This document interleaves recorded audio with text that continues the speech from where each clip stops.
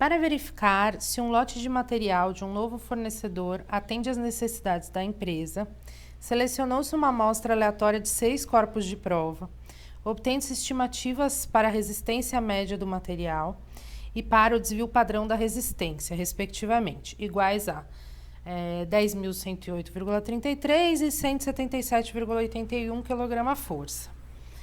Estime com 90% de confiança o intervalo de confiança para o desvio padrão do lote todo. Ele fala assim, pegou uma amostra n igual a 6, né? E obteve estimativas para a média e para o desvio padrão. Então, são os amostrais, né? São as estimativas, que é o x barra e o S, né? São as estimativas amostrais. São as estimativas amostrais que a gente vai usar já, né? Média e desvio padrão. Então, isso aqui vai ser o x barra e esse aqui vai ser o S. Ele quer um intervalo para o desvio padrão. Por isso que eu botei essa fórmula aqui, ó, essa fórmula do intervalo de confiança para a variância. Mas aí a gente vai achar a variância primeiro e depois a gente tira a raiz e acha o intervalo do desvio padrão. Esse intervalo, diferente do da média da proporção, ele depende aqui embaixo, ó, de uma distribuição que é chamada de distribuição Q². A distribuição Q², eu botei esse desenho só para mostrar para vocês que a distribuição Q² ela não é simétrica, como a gente tinha a Z e a T, né? A Z e a T, elas eram simétricas, né? E isso faz com que mude um pouquinho quais os valores que a gente vai buscar na tabela, quais as porcentagens que a gente vai buscar na tabela. Então, o que você tem que fazer?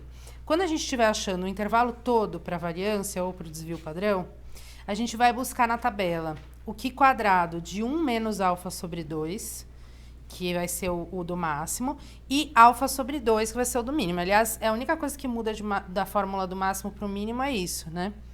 Então, eu vou procurar 1 menos alfa sobre 2 e alfa sobre 2. Então, dando uma olhada na tabela da prova, eu sei, ele me falou aí que quer esse intervalo com 90% de confiança. Então, gama é igual a 90%. Logo, o alfa é 10%, é o que falta para completar 100%, né? Então, o alfa é a confiança e é a partir dele que a gente vai colocar lá na fórmula, né? Nós vamos buscar os valores de Q² na tabela para colocar na fórmula. Essa tabela, assim como a tabela do T, ela depende do número de graus de liberdade, que é o que vem aqui na primeira coluna. Então, nesse caso, ó, como N é 6, o número de graus de liberdade é 5, é sempre N menos 1. Então, eu vou olhar aqui na linha dos 5 graus de liberdade. Quais os valores de porcentagem eu vou procurar? Estou calculando o intervalo para o desvio padrão. Então, de um lado eu vou usar o Q² de alfa sobre 2 e do outro eu vou usar o Q² de 1 menos alfa sobre 2. Então, se o alfa aqui é 10%, o alfa sobre 2 é 5%. Então, vamos lá, 5 graus de liberdade, 5%. 5% tá aqui, ó, 5%. Então, é 11,07 o Q² de alfa sobre 2. E o Q² de 1 menos alfa sobre 2, se o alfa sobre 2 é 5%, 1 menos alfa sobre 2 é 95%. Então, olhando aqui, ó, 95%, 5 graus de liberdade, 1,15 é o valor do Q² de 1 menos alfa sobre 2. E aí, agora a gente vai substituir tudo na equação, né? Então, o N é 6, o S foi dado no enunciado, né? 177,81. E aqui no denominador, nos denominadores, a gente vai usar no mínimo o Q² de alfa sobre 2, que a gente achou na tabela, 11,07. E no máximo, Q² de 1 menos alfa sobre 2.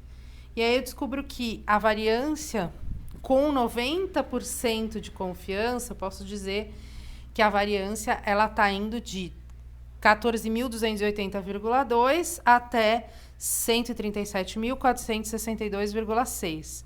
Só que ele pediu o intervalo de confiança para o desvio padrão. Então, eu vou tirar a raiz aqui dos dois lados. E aí, vai ficar entre 119,5 e 370,8 o intervalo de confiança para o desvio padrão com 90% de confiança.